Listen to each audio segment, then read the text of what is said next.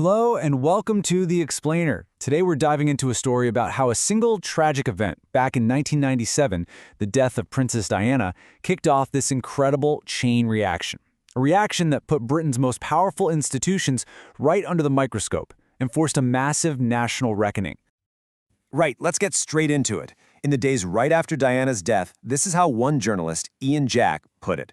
He was talking about anyone who felt, well, a little differently about the whole thing. You turn on the TV and you see this endless sea of flowers and tears.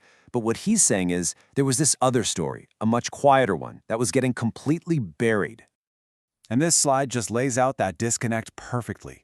On one side, you have the media story, this picture of a nation totally united in grief, a single universal mood of mourning. But the reality on the ground? Well, as we're about to see, it was way more complicated. Full of divided opinions, complex feelings, and for a lot of people, just a real sense of discomfort with the whole spectacle. So, first up, let's just tear down this myth of mass grief. What were people really thinking and saying in their own homes, away from the cameras? This is where it gets so fascinating. This comes from something called the Mass Observation Archive. It's basically a national diary where regular people write about their lives. And their accounts, they show a massive split in public opinion. A lot of people felt this whole public outpouring was kind of un-British, like a forced hysteria. And there was a real feeling that the media circus was just trampling all over the private grief of her two young sons. As the week dragged on, you could see fascination with the 24/7 coverage turn into outright boredom, and even anger at what one person called the instantaneous canonization of Diana. The bottom line is, this was not a nation united. It was a nation deeply, deeply conflicted. Okay, so let's see how this one moment fits into a much, much bigger story. Because that intense media focus on Diana, it wasn't a one-off. It was actually a massive symptom of a British press that a lot of people felt was just completely out of control. You can just follow the breadcrumbs here on this timeline. Diana's death happens, and there's a quick patch-up job on the privacy code, but it's really just a Band-Aid. Then, less than 10 years later, a huge report uncovers this massive illegal trade in private data by journalists. And then, boom, 2011. The phone hacking scandal absolutely explodes, a story so toxic it brings down a 168-year-old newspaper. That was the final straw. The government had to act, and they launched the massive Leveson inquiry. And this really was the central question. Was all this stuff just, bad taste and unethical behavior? Or was the press engaged in actual criminal activity on a widespread, systemic level? That's what the inquiry was set up to find out. And the findings? They were absolutely staggering. The inquiry found this wasn't about a few bad apples. Not at all.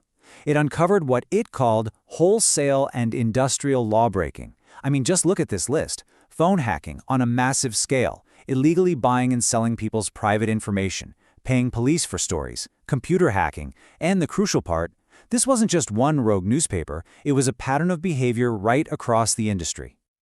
So you have to be asking yourself, if all this illegal stuff was going on at an industrial scale, where was the regulator? Why didn't anyone stop it? Well, the answer was this group, the Press Complaints Commission, or PCC. On paper, it was the industry's watchdog. Now, the key words here are voluntary and funded by the industry itself. The whole idea was for the newspapers to regulate themselves and uphold their own standards. Sounds good, right?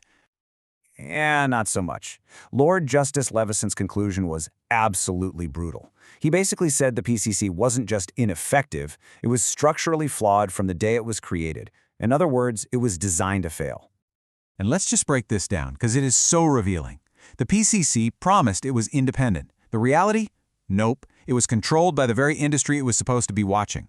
It promised it had powers to enforce the rules. Reality? It had no real power at all. Couldn't investigate properly, couldn't issue fines, couldn't even make newspapers cooperate. And it promised to cover the whole industry, but membership was voluntary. So when one of the biggest newspaper groups just decided to leave, it was a body blow to the whole system. It was, in short, a watchdog with no teeth. Now, the press wasn't the only institution that was shaken to its core. That tidal wave of public emotion after Diana died, well, it crashed right up against the walls of Buckingham Palace, and it revealed a monarchy that seemed totally out of step with the British people. And here's the thing. The public looked at the royal family's initial reaction, the silence, the sticking to old protocols, and they just saw it as cold and unfeeling. And in that moment, everyone could suddenly see this giant chasm between this ancient, remote institution and a modern public that wanted, well, they wanted some connection, some shared humanity from their leaders. So this crisis really forced the monarchy to a fork in the road. They had to choose. Would they stay as this remote, traditional, mysterious institution, or would they evolve into something more modern, more symbolic, and more in touch? Something that could be a defender of faiths, not just the faith, and that would engage with people by using public services like the NHS and state schools. And the changes being talked about were radical. I mean, severing the formal link between church and state, running the monarchy like a modern government department, and making its funding simple and transparent. The goal was pretty clear: transform the monarchy so it could actually connect with modern Britain. All right, let's circle back to the press. So Leveson had exposed the massive scale of the problem and the total failure of the old system. Now came the hardest part. What do you do next? The final report could not have been clearer. The PCC was a failed experiment. You couldn't just tweak it or give it a new name and a fresh coat of paint. The entire system of self-regulation was broken, and a totally new approach was needed. And this was Leveson's blueprint. The core of it was independence, but this time it would be backed by law. That's a concept called statutory underpinning, and it was the absolute game changer. It meant the new rules would be legally recognized, so all the big newspapers would have to join. No more just walking away. And this new body, it would have actual teeth. The power to order front-page apologies, slap down massive fines, and launch its own investigations. This chart just shows it all, really. The whole idea was to flip the script on who has the power. Whatever the new system looked like, the principle was crystal clear. The majority of people in charge had to be independent of the press industry. The days of the press marking its own homework were over. But you can bet the newspaper industry wasn't going to take this lying down. They fought back, and they fought back hard. This quote from Lord Black, who was speaking for the industry, pretty much sums it up. He argued that any kind of system backed by law was a direct attack on press freedom. He basically warned that they wouldn't see it as a framework to work with, but as a target to be aimed at. And that right there is the fundamental conflict at the heart of this entire debate, and it's one we're still dealing with today. How do you protect regular people from having their lives torn apart by illegal press intrusion without creating a system that could be used to silence journalists and chip away at the freedom of the press? So, when you step back and look at the whole chain of events, it is an incredible story.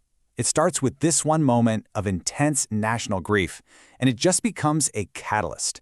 It rips the lid off a culture of illegality in the press, it exposes a completely broken system of regulation, and it even forces the monarchy to question its own place in the world.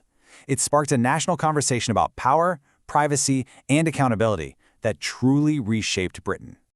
Which leaves us with this final, massive question, a question that is just as relevant now as it was then. In trying to fix all these problems, are we forced to choose between a press that is free and one that is fair? Do we have to pick one, or is there somehow a way to have both?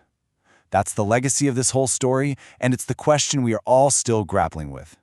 Thanks for watching.